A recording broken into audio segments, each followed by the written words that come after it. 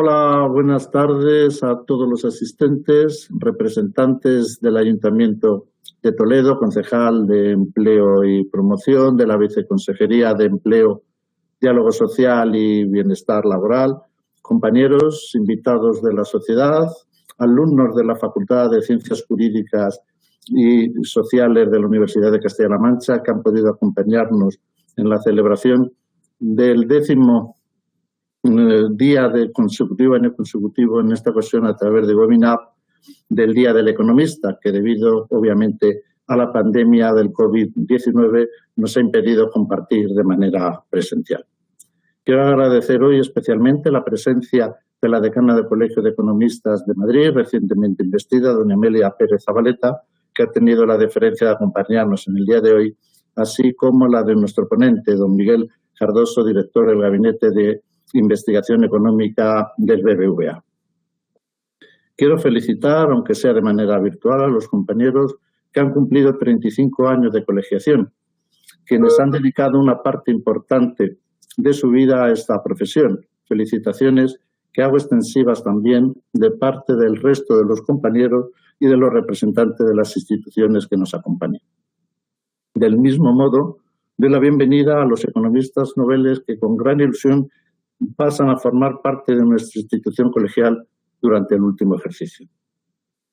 La pandemia, a pesar de modificar la forma en que nos relacionamos, ha puesto de manifiesto también la importancia de nuestra profesión de economistas, al ser considerada como una de las profesiones esenciales para el buen funcionamiento de los servicios sanitarios, servicios sociales y actividad económica durante el periodo intenso del confinamiento, por lo que la mayoría de nuestros compañeros han estado trabajando para la sociedad durante este tiempo, por lo que los quiero agradecer tanto a nivel de la sociedad como en mi nombre propio. Cuando en el desempeño de la actividad diaria tenemos problemas, acudimos a los profesionales capacitados para que nos ayuden a resolverlo.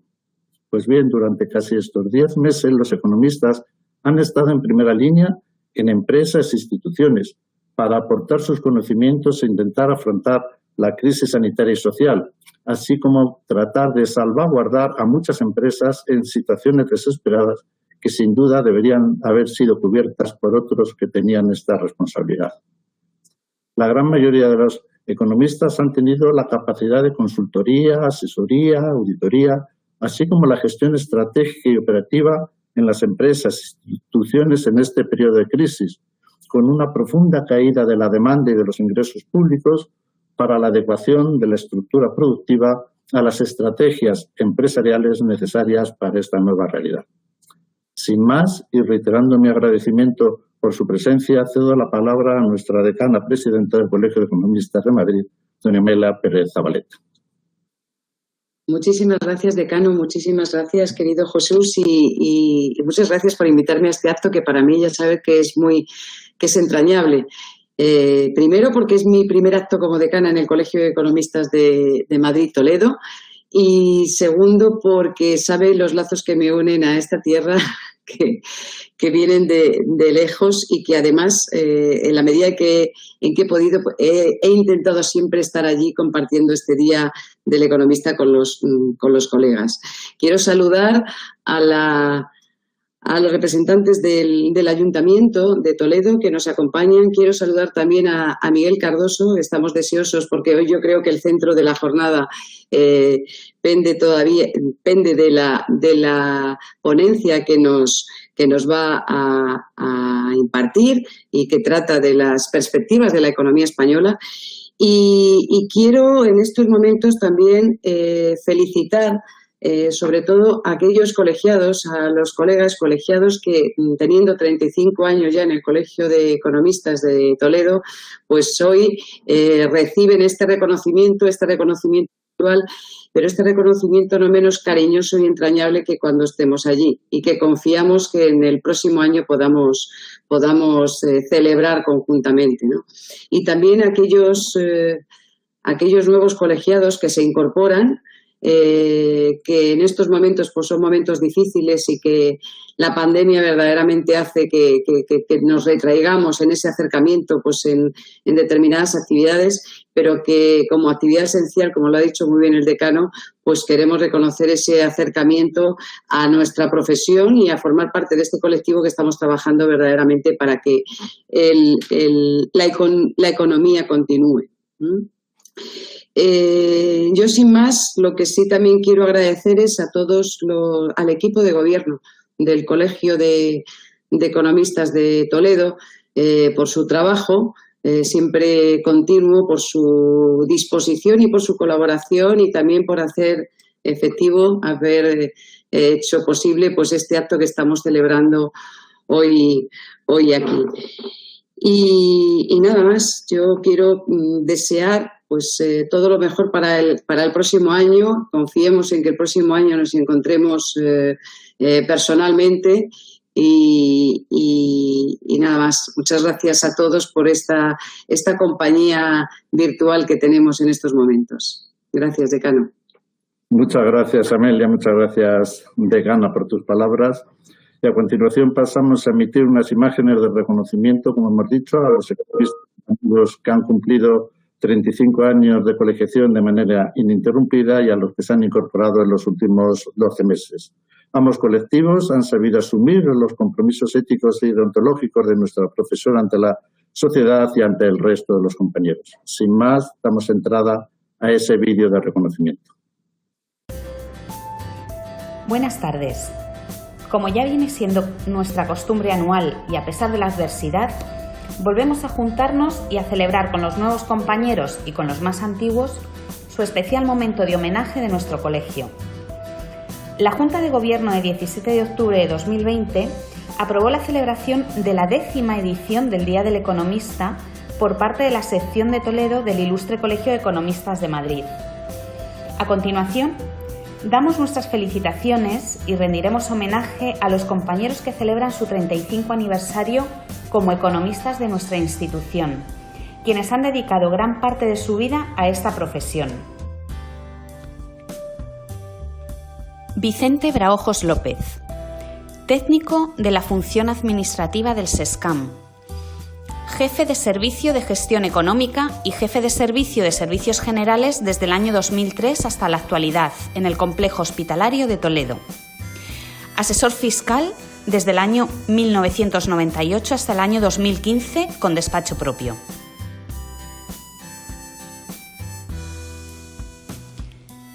Luis Miguel Rodríguez Martín. Nació en un pueblecito de Toledo, en Valdeverdeja, y allí comenzó sus estudios. Posteriormente pasó todo el bachillerato y COU en los Escolapios de Getafe, para posteriormente cursar la carrera en el campus de Somosaguas, en la rama de empresariales. En 1985 aterrizó en Talavera de la Reina y junto a su cuñado, el abogado don Florencio Alonso Blanco, constituyó una de las primeras asesorías en la ciudad, llamada Propime. Esta cooperación duró hasta el año 1996, fecha en la que cada uno siguió su camino, e inició una segunda aventura de la mano del abogado don Luis Miguel Morante García, y constituyeron Serpime, y ahí siguen hasta la actualidad. Alberto Julián Díaz Reborio. Su actividad profesional durante los últimos 25 años se ha centrado en el asesoramiento de empresas, así como en consultoría financiera y fiscal en despacho profesional. Con anterioridad, estuvo 10 años de trabajo en la banca, en concreto Argentaria, desempeñando los puestos de jefe de riesgos e inversiones de ámbito provincial y analista de calidad en la inversión en la Territorial Centro. A continuación, damos la bienvenida a los nuevos colegiados, que son Elena Balmaseda Barrios, Marina Servilia Carrasco Domínguez García, María Nuria Díaz Barroso, Esther Villanueva María, Rebeca Miriam Redomero Martínez, Justo Javier Gutiérrez López y por último, Óscar de la Cruz Chozas. Con esto nos despedimos de este Día del Economista y el próximo año nos agradaría tenerles entre nosotros y realizar la entrega de diplomas e insignias de manera presencial junto al resto de compañeros. Un abrazo. Bien, reitero mi felicitación a los compañeros colegiados y seguidamente cedo la palabra a don Miguel Cardoso. Miguel Cardoso es economista jefe para España del BBVA Research, donde dirige un equipo de 13 economistas dedicado al análisis macroeconómico, sectorial y regional de la economía española. En el BBVA Research también ha desempeñado diversos cargos de economista jefe para Chile y economista senior en mercados emergentes. Previamente fue profesor investigador del Departamento de Economía de la Universidad Carlos III de Madrid, además de asesor del director general de Planeación Hacendaria en la Secretaría de Hacienda y Crédito Público en México. Doctor en Economía por la Universidad de Minnesota en Estados Unidos y licenciado en Economía por el Instituto Tecnológico Autónomo de México. Es autor de varias publicaciones en revistas especializadas, siendo sus principales temas, por ser de máximo interés para diversos sectores de la economía, los mecanismos de amplificación del ciclo económico, las características de la crisis en España, su impacto a nivel regional y la evolución de las políticas públicas, especialmente en la capacidad de las exportaciones, en las finanzas públicas y en el mercado laboral. Muchas gracias, Miguel, por estar con nosotros y por alumbrarnos ahora con tus reflexiones sobre las perspectivas de la economía española. Gracias, Miguel. Muchas gracias, Jesús. Muchas gracias, Amelia, y muchas gracias al Colegio de Economistas de Madrid, sección Toledo, por invitarme hoy. La verdad es que es un honor que hayan pensado en BBVA para este Día del Economista. Y para ello voy a, como dice el título de la presentación, voy a hablar acerca de las perspectivas que tenemos para la economía. Básicamente, pues lo que tenemos son mensajes respecto a la economía en general, la economía global. Básicamente tenemos el escenario en el que se enmarca la evolución de la economía española, creemos nosotros, es un escenario donde vemos cierto éxito de las políticas fiscal y monetaria para apoyar la demanda interna y vimos un rebrote relativamente importante de la actividad económica durante el tercer trimestre. Y sin embargo, una de las cosas que voy a remarcar en la presentación es que esto se da también en un marco de un resurgimiento de la enfermedad, sobre todo en Europa, donde desafortunadamente tenemos un deterioro de las perspectivas de crecimiento durante los próximos meses. En todo caso, y de esto voy a hablar hacia el final de mi presentación, nosotros asumimos que va a haber una vacuna o esta vacuna va a estar disponible de manera masiva, va a ser eficaz. Y esto, junto con el programa de recuperación coordinado en la eurozona, hará que la segunda parte de 2021 sea particularmente positiva y muy probablemente que los siguientes años veamos una recuperación relativamente intensa de la economía global. En España, lo que estamos observando es una histórica contracción de alrededor del 11,5%. Es ahora mismo nuestra previsión. Pero también es cierto que estamos observando tasas de crecimiento relativamente importantes durante el tercer trimestre. Y esto nos lleva a pensar que en 2021 la economía tendrá tasas de crecimiento que en estos momentos estimamos alrededor del 6%, tan significativas como en las recuperaciones más intensas que hemos observado durante los últimos 50 años, pero también tomando en cuenta que en el neto, de todas maneras, a un año vista es muy probable que la economía todavía se encuentre alrededor de un 5% por debajo del nivel que tenía en 2019. Como les comentaba, para que este escenario de recuperación se produzca, lo que vamos a necesitar es esa vacuna que reduzca considerablemente la incertidumbre alrededor de los indicadores sanitarios, por un lado, y luego, por otro, que tengamos un uso eficiente, rápido, intensivo de los recursos que vendrán de Europa. Para eso necesitamos un consenso de las fuerzas políticas, no solamente alrededor de la aprobación de los presupuestos generales del Estado, que van a ser el instrumento para empezar a implementar esos recursos, sino también alrededor de las reformas estructurales que son condición necesaria para comenzar recibiendo esas transferencias. Y eso es básicamente el resumen de mi presentación. Esos son los mensajes que les quería trasladar. Si me permiten, voy a resumir brevemente este entorno global en el que se encuentra inmersa la economía española, y después voy a tratar de darles justificarles este escenario de contracción y de fuerte recuperación en la economía española, y un poco hablar hacia adelante de los riesgos que vemos a este escenario. Empezando por la actividad económica, estos son las variaciones en el PIB en las principales áreas económicas alrededor del mundo.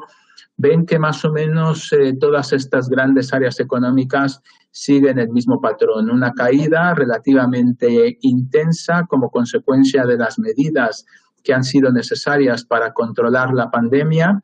En China, como la enfermedad se presentó relativamente antes, tuvimos esa caída durante el primer trimestre. En la eurozona y en Estados Unidos las reducciones en la actividad se dieron más en el segundo trimestre del año, y después una fuerte recuperación de la cual nuevamente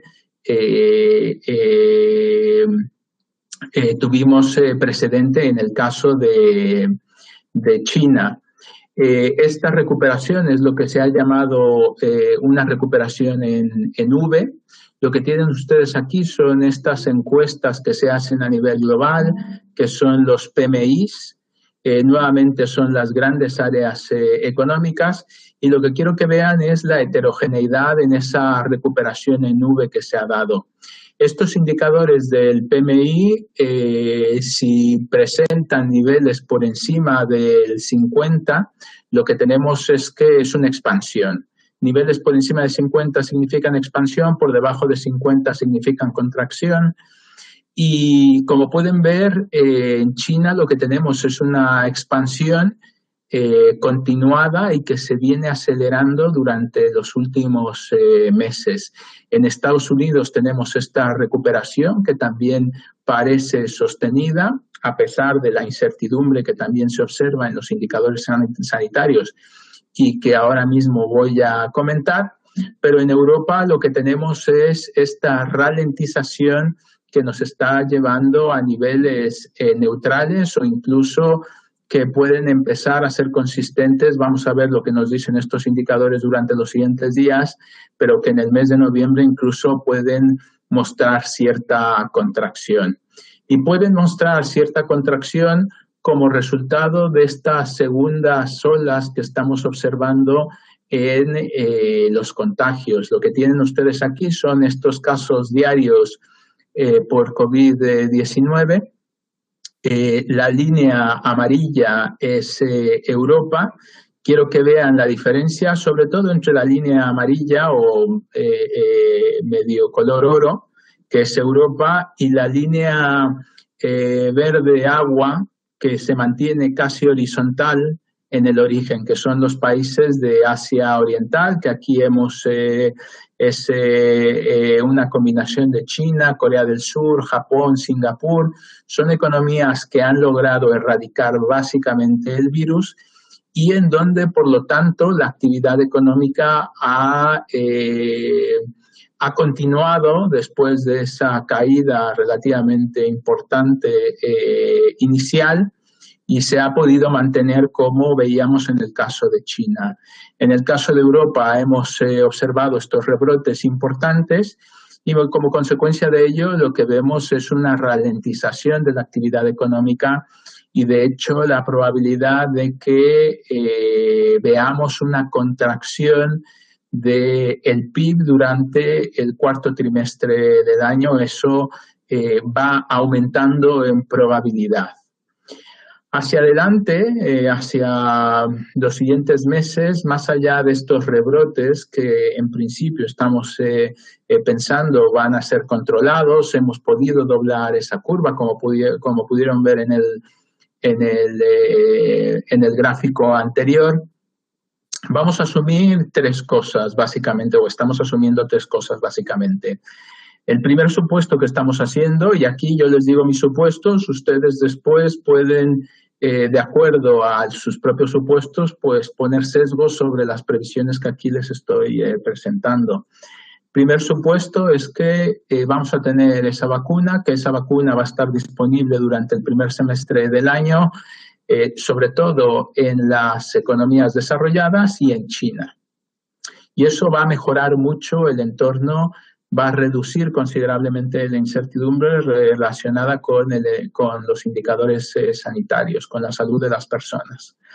En segundo lugar, voy a asumir que la política económica se va a mantener vigilante y que en el caso, por ejemplo, de Europa, en el que vemos este deterioro de la actividad económica, resultado del aumento de los contagios, vamos a tener una respuesta que ahora voy a comentar, adicional por parte tanto de la política fiscal como de la política monetaria. Y en tercer lugar, que los mercados financieros, enfrentados a estos riesgos sanitarios y de otro tipo, políticos, por ejemplo, como puede ser el Brexit, no van a tener movimientos relativamente importantes. Estos son los tres supuestos que están implícitos en las previsiones que hoy les estoy presentando.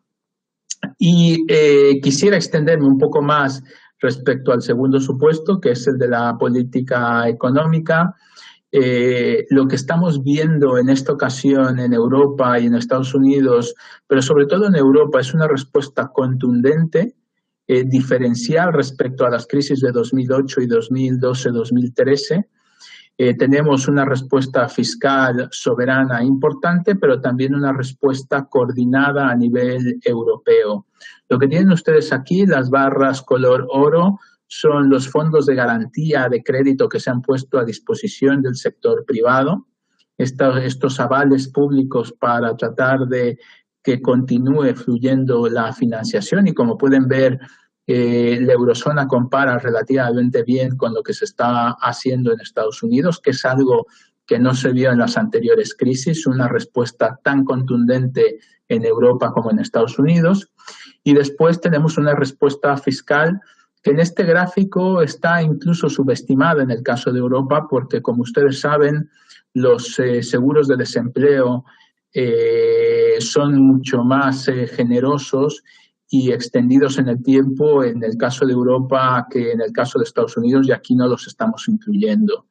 Esa barra azul más clara en Estados Unidos que marca un poco la diferencia entre las dos áreas económicas es un estímulo adicional que todavía no sabemos si va a venir y que depende mucho de cuál sea la relación entre el nuevo presidente de los Estados Unidos y sobre todo el Senado y el Congreso. Pero en general lo que vemos es una respuesta contundente, importante, coordinada en el caso europeo y que nos hace ser relativamente optimistas acerca de las respuestas de política económica que vamos a ver. La principal línea de defensa en este caso ha sido la política monetaria. Lo que tienen ustedes aquí es el balance de los bancos centrales cómo ha aumentado sobre todo el último año en respuesta a la pandemia, cómo los bancos centrales se han lanzado a comprar deuda pública, y no nada más deuda pública segura, sino deuda pública de todos los países dentro de Europa, independientemente del riesgo implícito que el mercado descuenta en esa deuda, y de deuda privada. Y esperamos que en el mes de diciembre el Banco Central Europeo anuncie medidas relativamente contundentes, extendiendo esos programas de compra de deuda pública y privada, modificando algunos de los programas que ha implementado para hacer más atractivo la provisión de crédito por parte del sistema financiero y asegurando la liquidez para las empresas y para el sector bancario. Con esto termino la parte global para dar paso al tema de España. Simplemente estas son nuestras nuevas previsiones.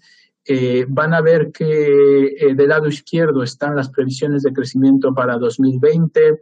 En general, lo que vemos lo que pueden ver es que los números para cada área económica están hacia la derecha. Quiere decir que hemos revisado al alza nuestras previsiones respecto a lo que teníamos hace 3 meses, que es el número en gris. En general, en la mayor parte de áreas económicas, pero en el caso de Europa estamos revisando a la baja el crecimiento de 2021, que es el número a la derecha, es ese número en azul. Lo estamos revisando a la baja precisamente por este incremento en los contagios, la probabilidad que va en alza de que veamos algún tipo de estancamiento o incluso variación negativa de la actividad durante el cuarto trimestre del año, y que eso pues nos haga empezar con un mal pie el año 2021. Pero de todas maneras, como pueden ver, estamos previendo un crecimiento relativamente fuerte. Los riesgos me los guardo para el final, cuando hablemos sobre España, porque básicamente muchos son similares y si no, a la hora de las preguntas podemos hablar acerca de ellos. En el caso de España, lo que tenemos es, estamos manteniendo nuestras previsiones alrededor de una caída del 11,5% para 2020, y estamos revisando a la baja nuestras expectativas de crecimiento el siguiente año en un punto porcentual hacia el 6%. Y voy a dedicar algún tiempo de la presentación a explicar por qué estamos haciendo esto, porque estamos algo más negativos acerca de la recuperación el siguiente año, pero tiene que ver nuevamente con ese deterioro de los indicadores sanitarios. Es difícil en estos momentos hacer previsiones económicas. Ustedes, como miembros del gremio, lo saben perfectamente. Es difícil ir siguiendo la economía en tiempo real, porque las cosas, las estadísticas oficiales las vamos conociendo con retraso, con lo cual para tratar de hacer estas estimaciones e ir siguiendo en tiempo real, lo que hemos tratado de hacer desde el Servicio de Estudios del banco es ir desarrollando nuevos indicadores basados en los datos de nuestros clientes. Y lo que tienen ustedes aquí es una muestra de ello. Lo que tienen ustedes aquí es cómo fue variando el porcentaje de terminales de punto de venta operativos de BBVA durante el estado de alarma. Los terminales de punto de venta son esas máquinas que utilizamos para los cobros de tarjeta de crédito, en donde ponemos la tarjeta y metemos el PIN, y por lo tanto son un buen indicador de, por ejemplo, pues cómo varió esa apertura, sobre todo pues en comercios que utilizan esas tarjetas de crédito. Sabemos que no todas las transacciones económicas se realizan con tarjeta de crédito, pero sí mucho del comercio minorista, los restaurantes, el ocio, el transporte, muchos de los de los sectores que forman parte del tejido productivo de la economía española. Y como pueden ver, aquí lo tenemos, esa área gris que está en el gráfico básicamente les da las variaciones por provincia. Y lo que tenemos es, bueno, la línea azul oscura obviamente es el promedio de España. Pueden ver que va esto desde el menor impacto en Navarra hasta el mayor impacto en Baleares. Pero en cualquier caso estamos hablando de que entre un 60 y un 80% de comercios cerró.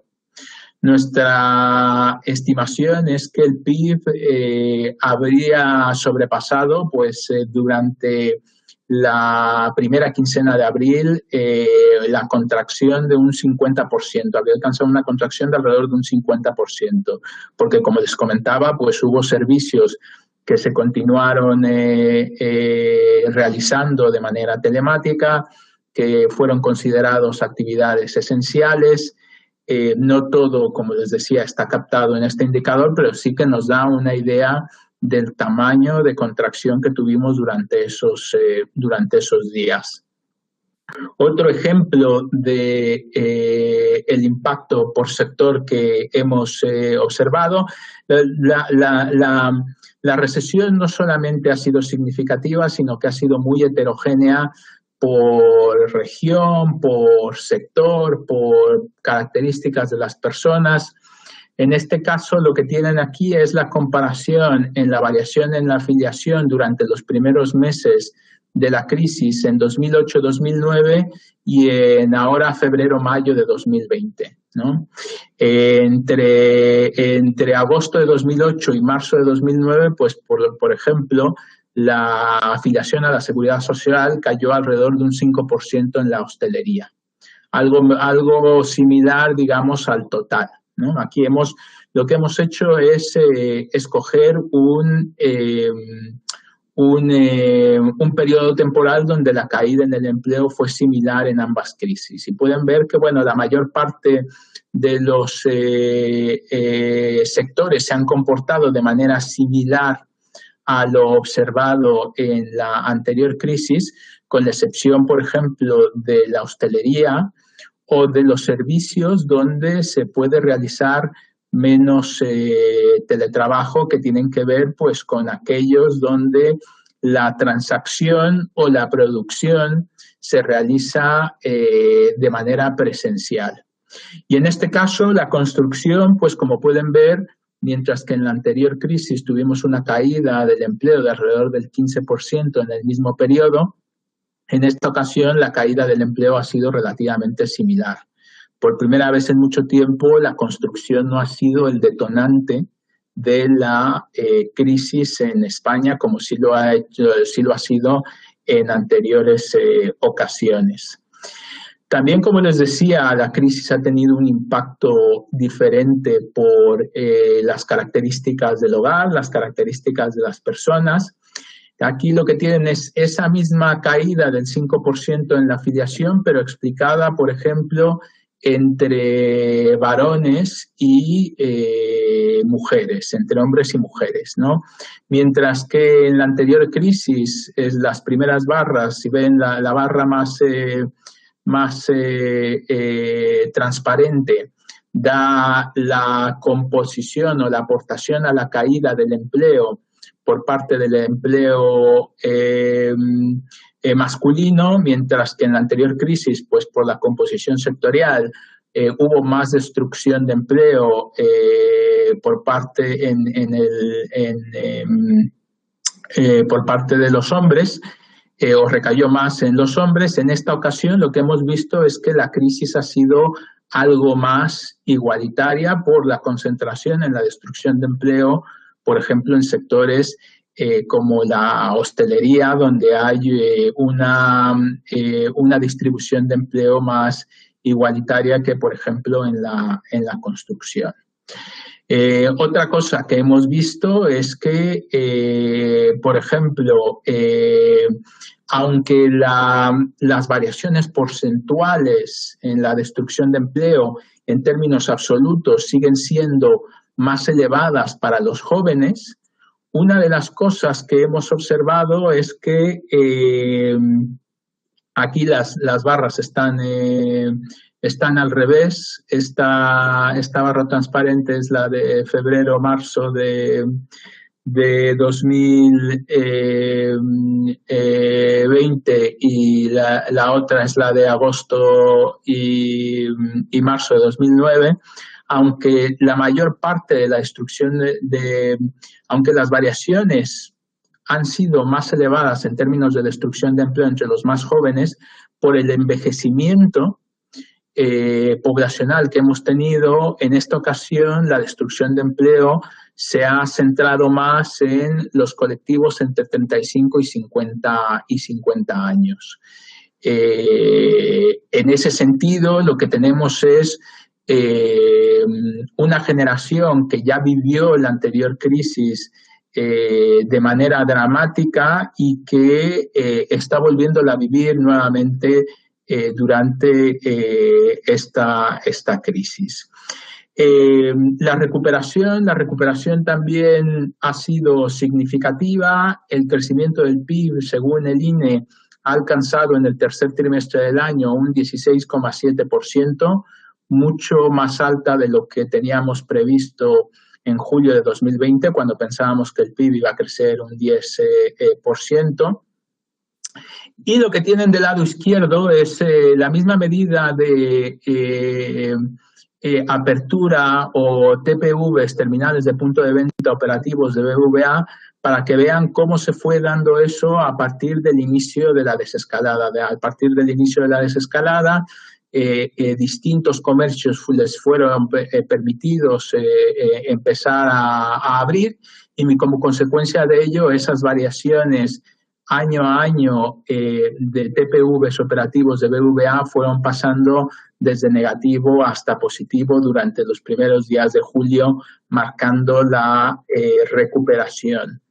Esto también tuvo su contraparte por provincias. Aquellas provincias que fueron pioneras en las fases de desescalada, que es lo que tienen en este gráfico, tuvieron recuperaciones del gasto anteriores a lo que se vio en otras provincias donde la desescalada fue más lenta, ¿no? Lo que tienen aquí es la variación en el gasto presencial con tarjetas españolas. Durante esa fase de desescalada ven que aquellas que fueron adelantando las fases donde se fueron flexibilizando las restricciones de manera prematura, pues fueron donde ese gasto en tarjeta de crédito se aceleró con mayor fuerza, y aquellas que fueron de manera más lenta, como Madrid o la provincia de Barcelona, pues fueron avanzando de manera más lenta. También por sectores vimos que la crisis tuvo un impacto diferencial. Lo que tienen aquí es el mismo gasto por tarjeta de crédito, pero por sectores.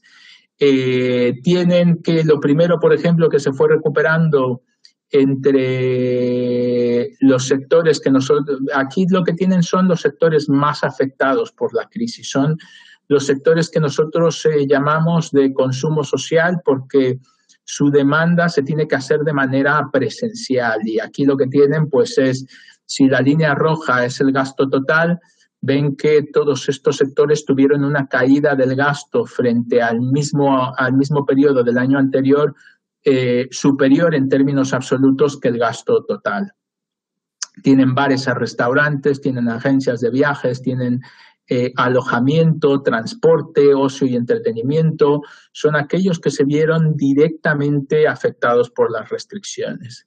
Pero también pueden ver que la recuperación pues, se dio también en forma secuencial de acuerdo a cómo se fueron flexibilizando esas restricciones. De las primeras recuperaciones que tuvimos fue en el gasto en belleza y bienestar. De las primeras cosas que se nos dejó hacer pues fue irnos a cortar el pelo, ir a la peluquería. Entonces, de las primeras cosas que aumentó el gasto fue en peluquería. De las primeras cosas que se nos permitió hacer fue salir a hacer deporte, con lo cual mucha gente empezó a gastar en este tipo de materiales y después se fueron levantando restricciones en el resto de sectores. Otros sectores que se han visto menos afectados ha sido, por ejemplo, el de alimentación, que ha tenido un comportamiento durante toda la crisis relativamente positivo. Hemos pasado de consumir alimentos en casa, de consumir alimentos fuera a consumirlos en casa. Otros que se han visto beneficiados han sido el hogar. Ha habido un cambio en las preferencias de la gente. Lo que no dedicamos a viajar o a bares y a restaurantes, lo hemos dedicado a renovar nuestro mobiliario del hogar o a comprar, por ejemplo, artículos de tecnología, que básicamente mucho de nuestro ocio, mucho de mucho de nuestro trabajo lo estamos haciendo ahora con artículos tecnológicos y por lo tanto la gente ha invertido en ese tipo de sectores, ¿no? Esto es lo que estamos viendo, el gasto en este tipo de sectores se ha incrementado considerablemente. Voy terminando. ¿Por qué pensamos que estamos ante una desaceleración intensa? En estos momentos nuestra mejor previsión para el crecimiento del cuarto trimestre es de un 2%, que haya una desaceleración desde ese 16-17% que les comentaba hacia este 2%.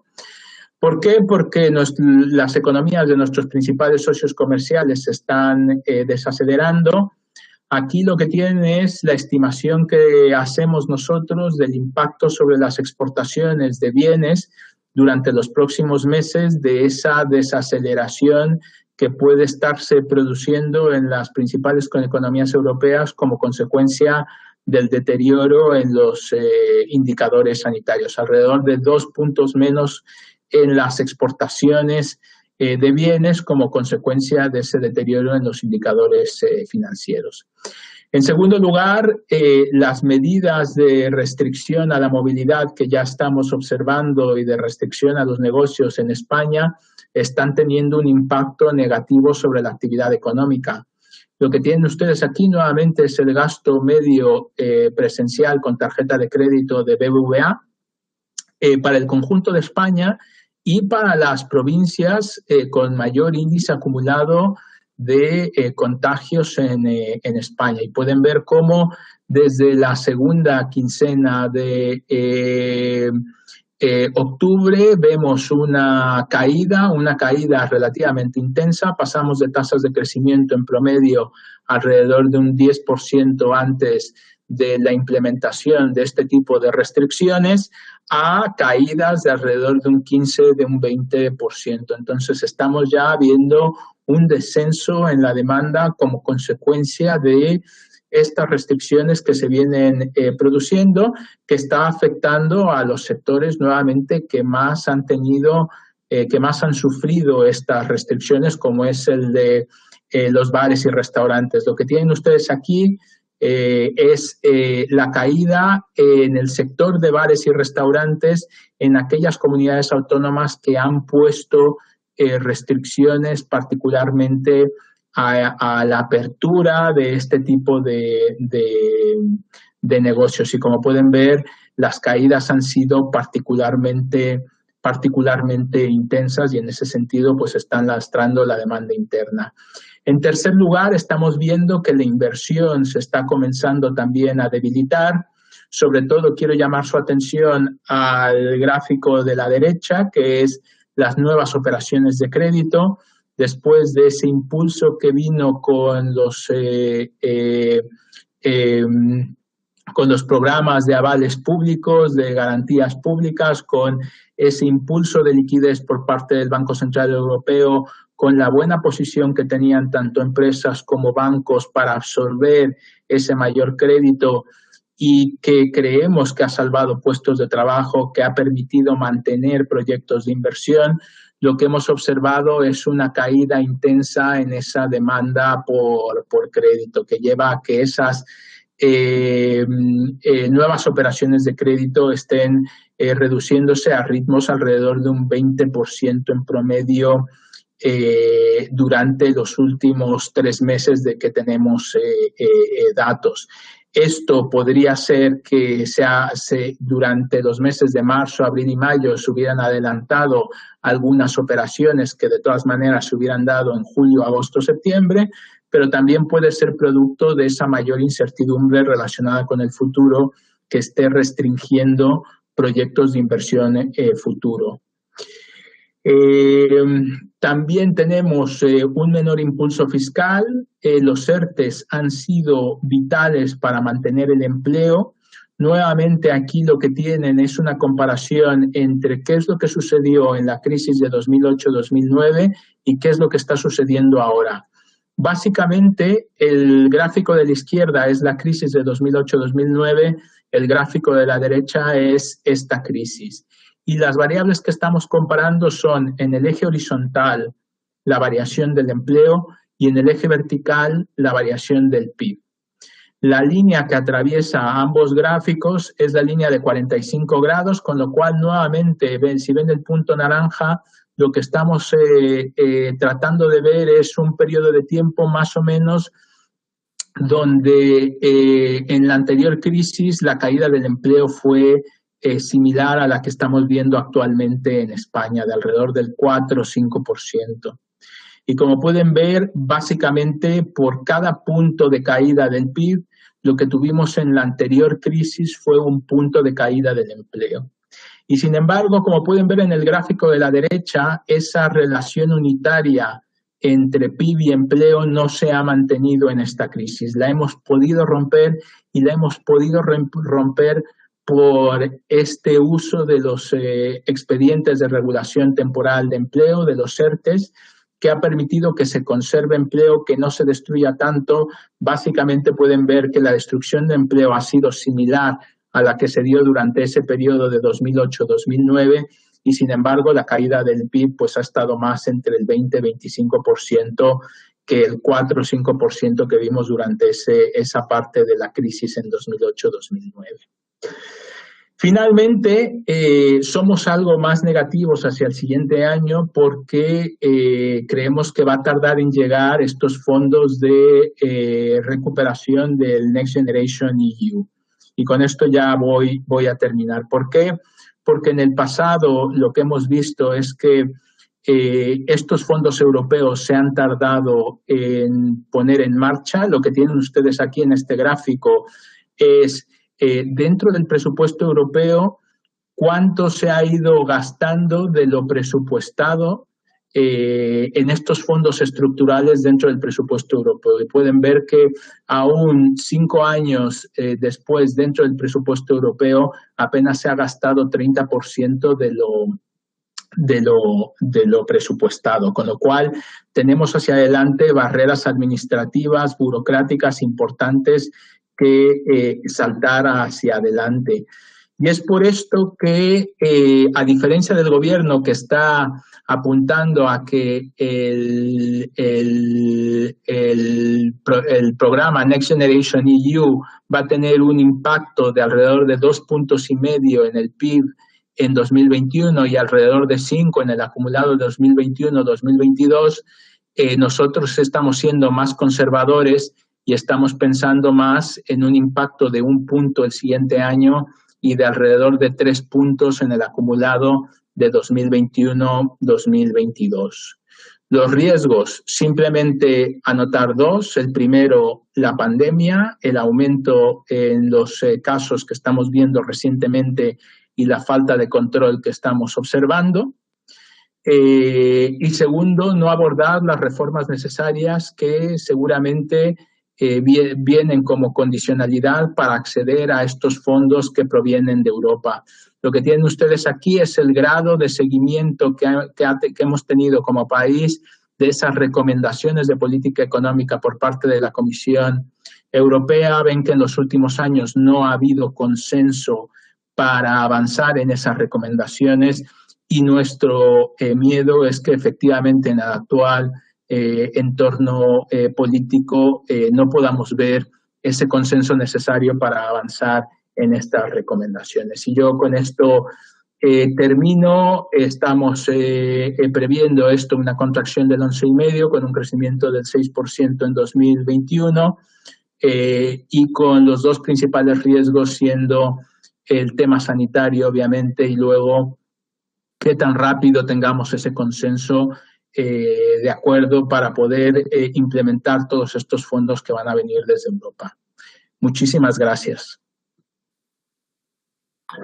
Muchas gracias, Miguel, por tu ilustración y explicaciones sobre la visión de tanto del año 2020 como 2021 de la evolución de la economía. Diversos compañeros me han pasado mensajes para que te agradeciera la presencia que has tenido con nosotros y algunos de ellos también me han hecho alguna pregunta, alguna consulta que quería, si te era posible, trasladarte para ver estas reflexiones sobre aspectos significativos. En la línea de los fondos europeos, has comentado también la duda de que si vamos a poder asumir todas las condiciones y reformas que nos van a imponer como país. Desde tu punto de vista, ¿cuáles pueden ser las más complejas de aceptar en el ámbito de pensiones o en el ámbito del mercado de trabajo, control de déficit? Y más todavía, como has mencionado, si el nivel de cumplimiento en años anteriores de lo que se puede ejecutar sobre lo inicialmente previsto está rondando porcentajes tan bajos, ¿no? ¿Cómo ves esta situación? Gracias, Jesús. Es muy pertinente la pregunta. Parece que hay un acuerdo sobre la reforma de pensiones. El problema es si es un acuerdo lo suficientemente contundente como para resolver el problema que se presenta. Vamos a ver cuando haya una reforma al respecto. Mi principal miedo es que tengamos este tipo de reformas, de medidas que nos van a pedir en el ámbito de las pensiones, pero también en el ámbito laboral, en el ámbito de generar mayor competencia, de mejorar nuestro sistema educativo, particularmente la formación de los parados, y que las medidas a las cuales se lleguen por esta fragmentación que hay en el Congreso no sean lo suficientemente ambiciosas para satisfacer a nuestros principales socios comerciales. Por eso lo hemos puesto como un riesgo, porque realmente no hemos visto ese nivel de acuerdo en el Congreso como para que genere expectativas de ambición en todo esto. Y luego, como les decía, hay cuellos de botella en términos de los fondos. Hemos visto que esto no es tan fácil.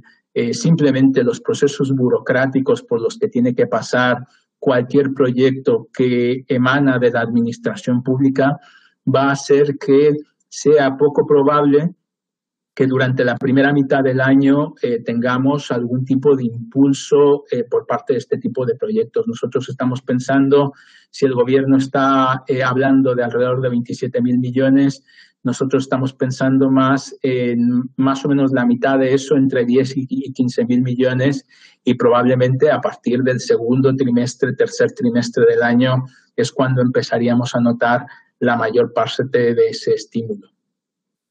Sí, en la línea también de que durante el año 2020 y 2021 previsiblemente se va a producir un crecimiento significativo de la deuda pública en España. ¿Piensa que va a existir una crisis de deuda soberana o por el contrario se van a poder eliminar esos límites, tanto teóricos con el Pacto de Estabilidad o Crecimiento como en la práctica? La pregunta está muy bien hecha porque efectivamente, por el momento no tenemos que preocuparnos por eso, precisamente por los acuerdos que ha habido, por esa flexibilización de las restricciones que hacen que en estos momentos estemos en un círculo virtuoso donde el Banco Central Europeo compra deuda, eso le da confianza a los inversores privados, que a su vez compran deuda pública. hay estas promesas de reforma por parte de los estados, particularmente de aquellos con un elevado nivel de endeudamiento, como lo pueden ser España, Italia, Portugal, Grecia, y hay estas expectativas de que efectivamente se van a atajar estos problemas. El problema no lo vamos a tener este año ni probablemente el siguiente, porque vamos a tener este programa de emergencia por parte del BCE. El problema lo podemos empezar a tener en años posteriores si efectivamente no hacemos buenas esas promesas que hemos hecho con nuestros socios europeos y se nos empiezan a retener, por ejemplo, algunas de esas transferencias que tienen que tener el visto bueno de la Comisión Europea, las reformas que hagamos y, por lo tanto, para que venga ese dinero, existe reticencia por parte de algunos países si no se dan esas reformas para que el Banco Central Europeo continúe interviniendo en los mercados de deuda pública. El problema no es inmediato, el problema es más a medio y largo plazo. Bien, muchas gracias. Otro compañero plantea de que la mayoría de los gabinetes de estudios en el ámbito económico señalan que la actual crisis económica en el año 2020 en Castilla-La Mancha va a influir menos negativamente que en la media de la economía española y, sin embargo, en el año 2021 la disminución el aumento del PIB va a ser mucho menor que el aumento de la media de la economía española. ¿A qué se debe desde su punto de vista? ¿Cuáles son los factores estructurales que hace que esta situación en Castilla-La Mancha se produzca respecto a la media española? Bueno, básicamente tenemos el buen comportamiento. Nosotros tenemos nuestra publicación que hacemos de manera anual, la acabamos de presentar en el mes de julio, y ahí puntualizábamos esto, que efectivamente el crecimiento, la contracción más bien estaría alrededor del 9% en Castilla-La Mancha y la recuperación estaría más alrededor del 5,5% por debajo del 6% que estamos hablando en España. Y esto como consecuencia de una estructura productiva menos concentrada, sobre todo en los servicios turísticos, en la hostelería, una mayor importancia, por ejemplo, del sector agroalimentario y un efecto sustitución que íbamos a ver en el turismo como consecuencia de que obviamente la gente no iba a poder viajar o no iba a querer viajar a las zonas de gran aglomeración, que iba a haber una mayor demanda por turismo rural y que esto iba a sostener de buena manera el gasto en consumo en Castilla-La Mancha. De la misma manera, hacia el siguiente año, si lo que estamos suponiendo es que el principal impulsor de la recuperación, en este caso, va a ser esa vacuna que va a venir por parte por parte de los laboratorios, pues los principales beneficiados van a ser esos sectores de consumo social que les he llamado, y en los cuales no tiene tanta repercusión la economía castellano-manchega.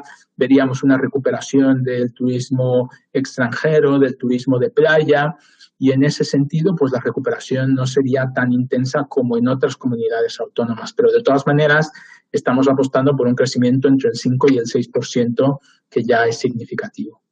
Sí, en esta línea también me preguntan algunos compañeros que el hueco que va a dejar el turismo en el peso sobre el PIB, que probablemente no se recuperará en varios años, ¿qué sector piensa que puede coger este testigo de la recuperación? Bueno, eso es la pregunta, y esto es algo que no va a ser fácil de responder. Creemos que mucho de ello va a tener que ver con cómo se vaya redirigiendo estos fondos de reestructuración, este fondo de recuperación europea. Tenemos que verlo no solamente como una medida anticíclica, sino como parte de la reestructuración de medio y largo plazo del tejido productivo español. Una oportunidad para redirigir recursos hacia sectores de mayor valor añadido. Y para eso vamos a tener que utilizar esos recursos para transformar nuestra infraestructura, para transformar nuestro capital humano. A corto plazo es muy probable que el gobierno apueste por sectores con alta capacidad de creación de empleo, con lo cual a corto plazo creemos que el sector de la construcción va a ser parte de la solución. Vamos a ver por ahí mucha inversión, sobre todo en remodelación de vivienda, de oficinas, para tratar de reducir esas emisiones de CO2, que es parte fundamental de la condicionalidad que viene adherida a los fondos de recuperación, pero a medio y largo plazo tenemos que ser ambiciosos con esos fondos, ver cómo podemos utilizarlos para mejorar ese capital humano. Una de las cosas que nosotros hemos abogado es porque se utilice esos fondos para mejorar los sistemas de formación de los parados, que se utilice también para impulsar reformas estructurales, como por ejemplo puede ser la mochila austriaca, y mejorar la movilidad del mercado laboral español. Pero la respuesta a esa pregunta particularmente va a ser difícil de saber a corto plazo, más allá de que nosotros pensamos que el sector turístico va a volver y va a volver con fuerza durante los próximos años si tenemos esa vacuna. No quiero abusar más de tu amabilidad, Miguel, porque tengo todavía algunas preguntas más de compañeros, pero algunas de ellas ya han sido contestadas muy amablemente por tu parte. No sé si la decana, querida Amelia, quieres, si haces el favor, para alguna pregunta o para concluir un poco esta sesión de debate sobre las perspectivas económicas de nuestro país. Pues muchísimas gracias, Jesús. Yo quiero agradecer a Miguel Cardoso pues esa exposición que nos ha hecho de las perspectivas, ¿no?, de la economía, que la verdad es que ha sido muy clara y yo estoy absolutamente convencida de que ha sido del agrado de todos los que nos están acompañando y de los que verán posteriormente pues esta grabación.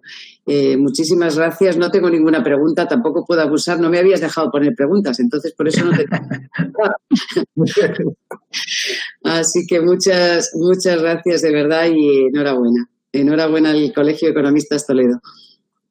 Bueno, muchísimas gracias a los dos por acompañarnos en este día que siempre es especial y en este año todavía mucho más, ¿no?, por el motivo de no poder estar juntos, pero esperamos el año que viene poderlo celebrar de manera presencial con todos vosotros. Muchísimas gracias y buenas tardes. Muchas gracias a todos, muchas gracias Amelia, muchas gracias Jesús. Buenas tardes. Buenas tardes.